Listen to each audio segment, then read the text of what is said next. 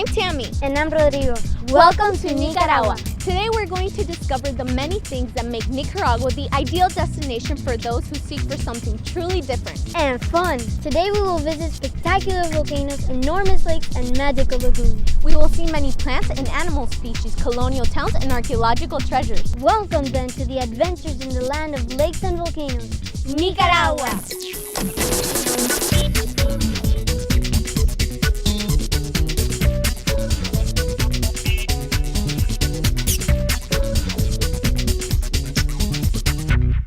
We start our journey on Managua, a few miles from the historical center destroyed in 1972 by an earthquake. Overlooking the beautiful Tizcapa Lagoon, an old volcano in the heart of the city, today we will fly at a height of 300 feet in the air across the lagoon in a canopy tour like no other. Bring it on!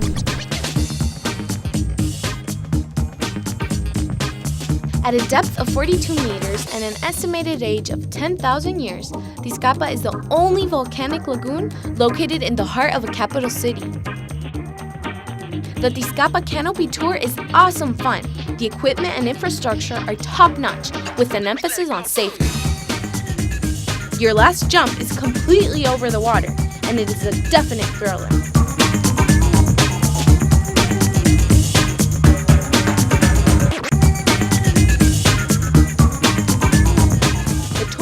Of 3 cable rides. The first crosses the entire western side of the lagoon, over trees and vegetation.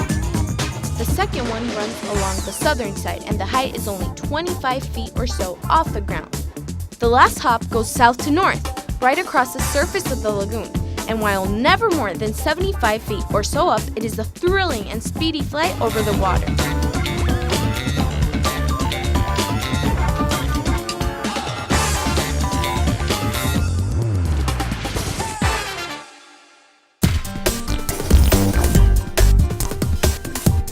Managua, with a population of about 2 million people, is the capital of Nicaragua. Managua was damaged by an earthquake on December 23, 1972. The downtown area, devastated by the earthquake, was never rebuilt, and it remains half empty even today.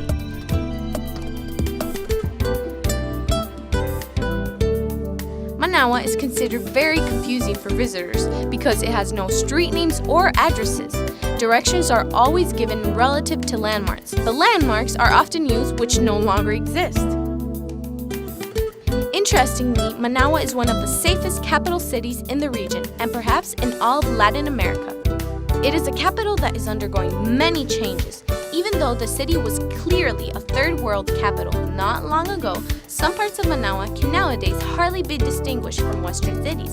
Luxurious shopping malls, fancy buildings, and world-class hotels and restaurants are available to visiting tourists and adventurers.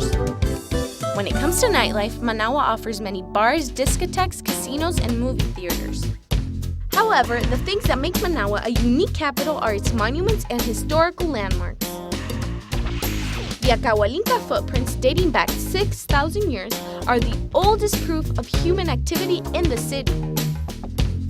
The downtown area has the ruins of the old cathedral, the Rubén Darío National Theater, the newly built acoustic conch, and the presidential palace, all within a couple of blocks from each other. Check out the National Museum, housed at the National Palace of Culture. It offers many cool and interesting galleries dedicated to paleontology, pre-Hispanic life in Nicaragua, natural history, and several galleries of modern, contemporary, and primitivistic paintings. It is awesome!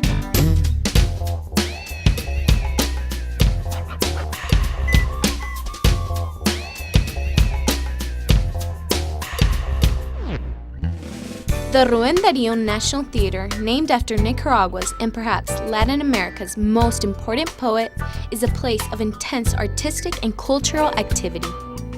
The pyramid-shaped Crown Plaza Hotel, once the home of American billionaire Howard Hughes, is perhaps one of the most easily recognizable landmarks in the city.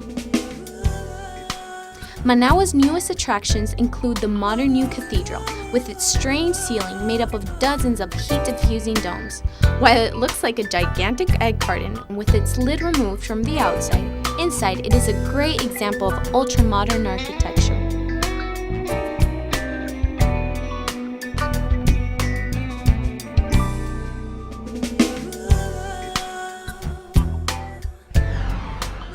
And if you want to do some shopping to prepare for your adventures in Nicaragua, you should visit the malls. One of the newest is Galeria Santo Domingo, on the road to Masaya and the White Towns, our next stop. Guess what we're gonna do next, Rodrigo? Shopping. Yes, let's go shopping.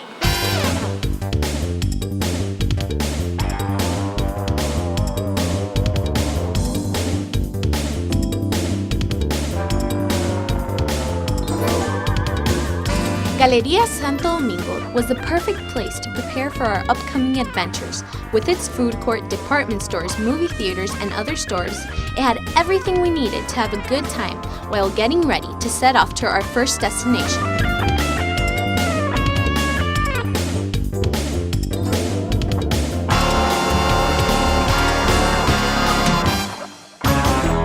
We checked out the stores, shopped, and had a blast.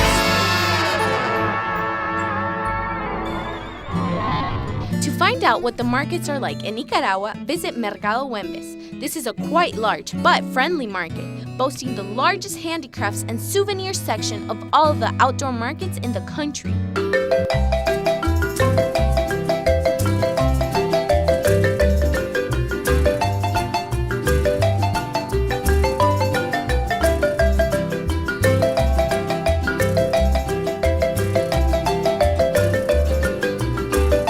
But if you want to get your hands on some real handicrafts and souvenirs, why not make your own? Let's go to Catarina. In and around the small picturesque town of Catarina, you will find some of the country's finest handicrafts. Nicaraguans are famous for their handicraft abilities in working wood, clay, and other natural materials. The people of San Juan de Oriente, a small village smack dab between the volcanoes Masaya and Mombacho, have been making pottery since the year 1000 BC. The village is still inhabited mostly by descendants of the original Nahuatl Indian tribes, who settled in the Pacific region of Nicaragua and Costa Rica 5,000 years ago.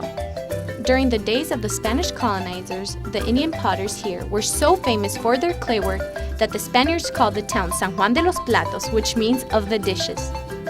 Here we find our friend Miguel Angel, who took the time to teach us a thing or two about making pottery. San Juan de Oriente is the center of pottery production in Nicaragua. This tradition has been passed on from generation to generation. The master potter Miguel Angel is going to be showing us some of his techniques. Ayudado con nuestros pies a girar el torno, dejamos caer sobre el disco, nos mojamos las manos con agua y vamos a hacer un proceso que se llama centrado del barro. Hacemos la forma de un cono para que el barro vaya perdiendo cualquier burbuja de aire.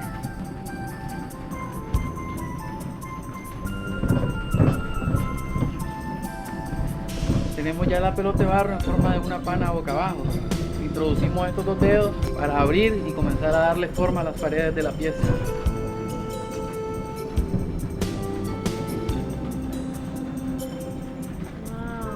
Con la yema de estos dedos, por la parte interna, voy a ir empujando hacia afuera y con esto voy a ir equilibrando. Reducimos un poco, volvemos a la posición de los dedos para ir reduciendo poco a poco. Aparentemente se mira que uno hace fuerza, pero la fuerza nada más es al inicio. Aprendiendo a girar el torno y a centrar el barro no hay nada difícil. Este nylon lo auxiliamos para separarla del disco y para emparejar acá la arista de la boca. Preparamos para cortar la pieza del disco.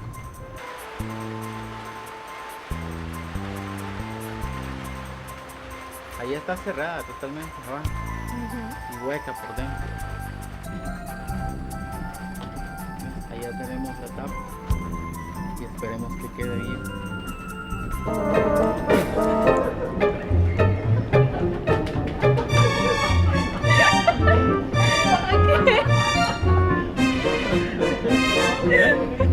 Okay.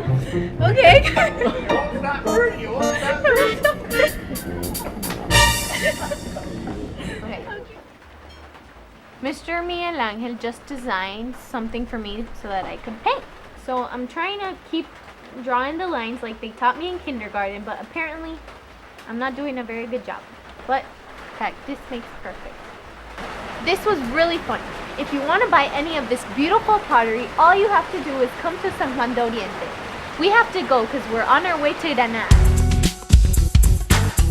About 15 minutes from Catarina, San Marcos is a tiny college town in the province of Carazo. The Ave Maria University, an accredited branch of Ave Maria University in Florida, is located in San Marcos. Here in the coffee-clad hills of southern Nicaragua, the school has become the option for those Central American students who want to stay close to home while obtaining an American quality education, as well as the ideal place for foreigners who want to learn Spanish as a second language.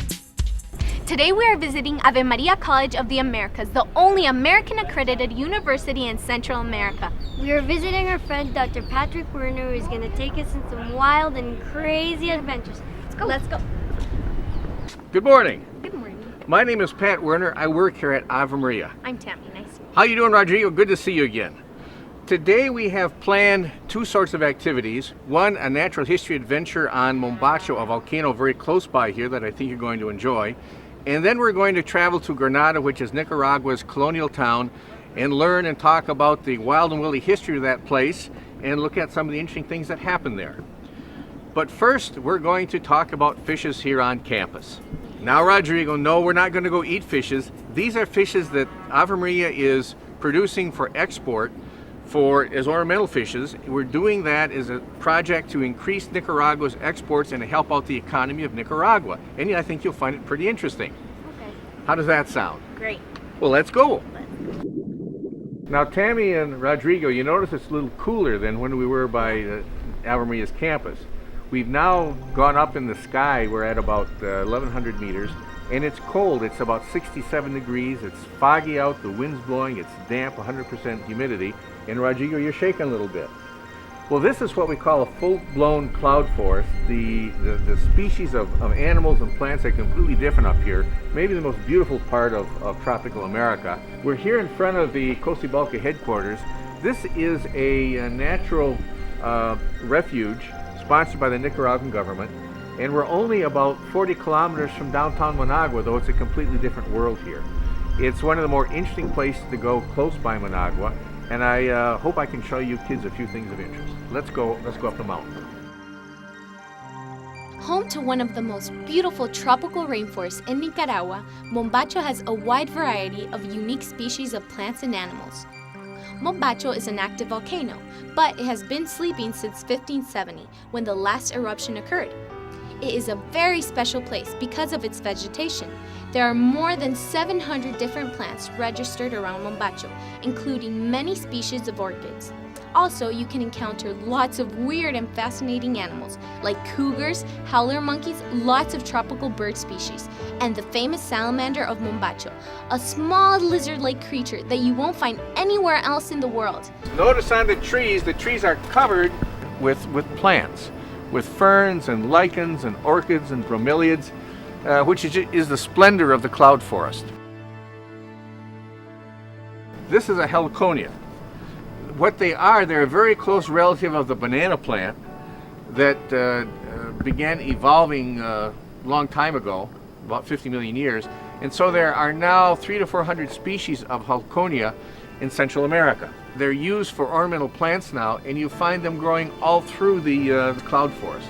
They're very prominent and they're very pretty. Rodrigo, how would you like to spend the night huddled under one of these leaves? Yeah, it's awful chilly and cold up here at night, blowing. It probably gets down to maybe 40 or 45 degrees up here with a wind with 100% humidity.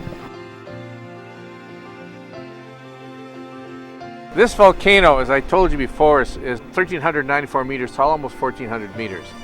There's been a lot of speculation about this volcano because one theory is that this volcano was about 2,000 meters high before it either blew its top or collapsed. To tell you the truth, I wasn't around then. I don't know what happened. I will tell you, on the south side of this volcano, there are huge blocks of volcanic rock the size of houses that are jagged, look like they were blown out of something. For people that like to watch birds, for example, in Nicaragua there are about 800 species of birds, and a lot of them you'll find on here. The other interesting thing is, since there isn't another volcano like this very close at all, you find isolated populations of birds, of butterflies, of plants that just live here, that probably have been here a long time because there's no other way for them to travel to where there is a like climate. So it makes the life here very interesting.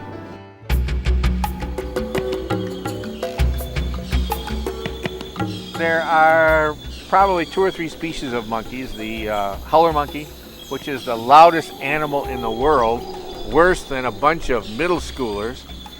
And there are probably somewhere on here spider monkeys and white-faced monkeys, or the capuchin monkeys. The most numerous are, of course, the howler monkeys, and you can hear them at night locating each other. They're kind of an interesting monkey. They remind me of a little old man who's mad at you because they'll be sitting there and they'll be howling and howling and howling at you.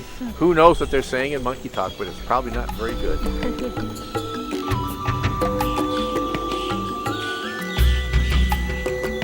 Believe it or not, Mombacho has a salamander that only lives here and no place else in the world. And the salamander lives in plants on trees like that one right up there. They live in there, the plant collects water to live, and the salamander lives inside the plant. It looks all gooey and dewy and slimy. Does it feel like it? Oh yeah, it's leaving like all the goo over my fingers. This salamander, it's an amphibian, so it breathes through its skin. Kinda, his face looks like a snake, kind of. It's not poisonous, which is pretty great. I wonder what my mom would think if she looked at it. She'd scream.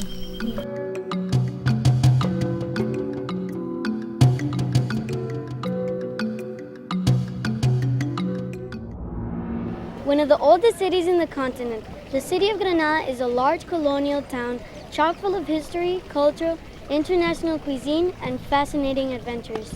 Located next to Nicaragua's and perhaps Latin America's largest lake, Granada's laid-back atmosphere and classic architecture make this town one of the most authentic and picturesque towns in Latin America.